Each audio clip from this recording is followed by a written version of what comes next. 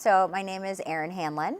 I was trained as a neuroscientist, but now I'm in the Section of Endocrinology here at the University of Chicago in the Department of Medicine. Specifically, I study sleep and circadian systems, and particularly their interplay with reward systems. I was trained as a neuroscientist, and so I did basic science previously and studied the interplay between these systems in a rat model. So I investigated the effects of sleep restriction on brain reward systems, specifically looking at the nucleus accumbens and the hypothalamus, and how the sleep restriction affects those brain areas, and then in turn how those areas or alterations in those areas affect behavior, specifically feeding behavior. And then when I came to the University of Chicago in 2010, I started to investigate these systems in a clinical model, so in a human model. I came here because we're able to examine these systems over multiple days. So here we can look at 24-hour profiles of different hormones and peptides that modulate feeding behavior and reward systems, and we can look at them simultaneously while looking at sleep characteristics. So here, in that way, we can look at these things at the same time, and we're able to then tease apart the effects of sleep or circadian effects on regulating food intake and eating behavior. Epidemiological and laboratory studies have consistently shown an association between short sleep or sleep deficiency and the increased risk of obesity and diabetes. Epidemiological studies have shown that short sleep is associated with an increased risk of obesity and diabetes. And now we have these carefully controlled laboratory studies in which we're able to sleep restrict normal, healthy, lean volunteers and probe these systems. So with these carefully controlled laboratory studies, we're able to tease apart these mechanisms. So we know that in healthy, lean, young volunteers, if we sleep restrict them to, let's say, 4 or 4.5 hours a night, their metabolic profile looks like that of someone with impaired glucose tolerance or someone that's pre-diabetic.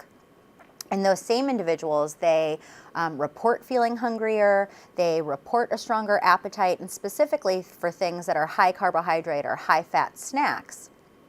And in fact, recent studies have begun to show, and our own studies have begun to show, that not only do people report feeling hungrier, they're actually eating more in a state of sleep restriction. So this is a way that we start to tease apart the interplay between sleep restriction and the increased risk of obesity. But we don't, in fact, know the exact causes. So there's this association, but what's causing this drive for increased hunger and appetite and actual increased feeding? So some clues come from work done here at the University of Chicago by Dr. Ev Van Cotter's group, showing that hormones that modulate feeding are actually altered in the direction to promote food intake. So one example is leptin. Leptin is a circulatory. It can be measured in the circulation and it's a satiety factor. So more leptin means less hunger.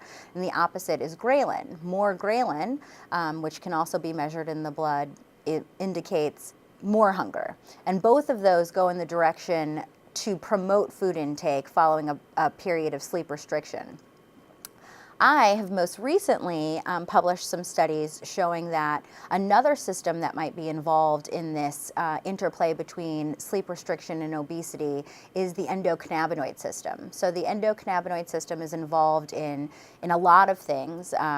It's involved in pain response and immune systems, but it's also involved in reward response, and specifically reward-related eating or hedonic feeding. And we see that following a period of sleep restriction, that there's an increase in endocannabinoid levels measured in the blood in the daytime. So this might be another system that is altered following sleep restriction that might be promoting food intake or promoting specifically hedonic eating in a state of sleep loss. Something that's specific about University of Chicago and our particular laboratory, and I think I touched on it earlier, but there's only a few places that simultaneously do 24-hour profiles and are able to measure sleep characteristics. So that's something that is special to this university. and to our laboratory.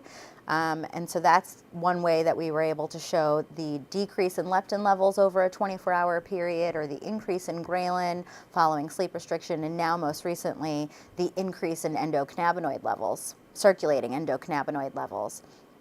And on the heels of the Nobel Prize for Medicine that just came out and was awarded to circadian researchers, it's great to know that circadian research is becoming more prominent.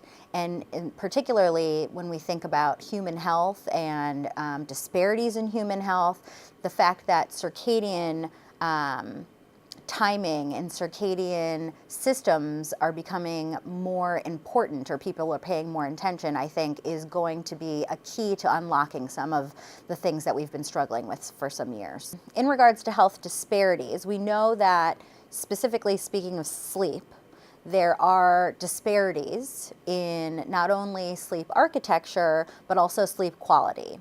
So people with a lower socioeconomic status will have poorer sleep quality, maybe due to higher stress, might be due to noise in the neighborhood, might be due to working multiple jobs.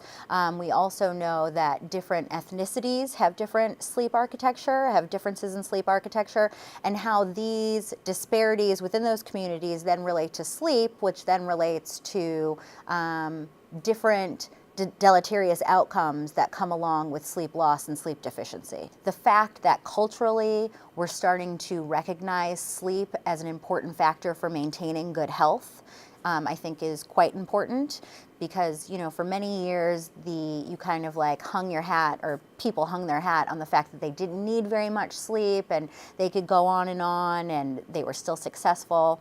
But now we see this kind of changing of the guard and people realizing that sleep is important for maintaining good health. And you even have companies like Google, and I know they used to do it at the Huffington Post, have nap rooms for their employees.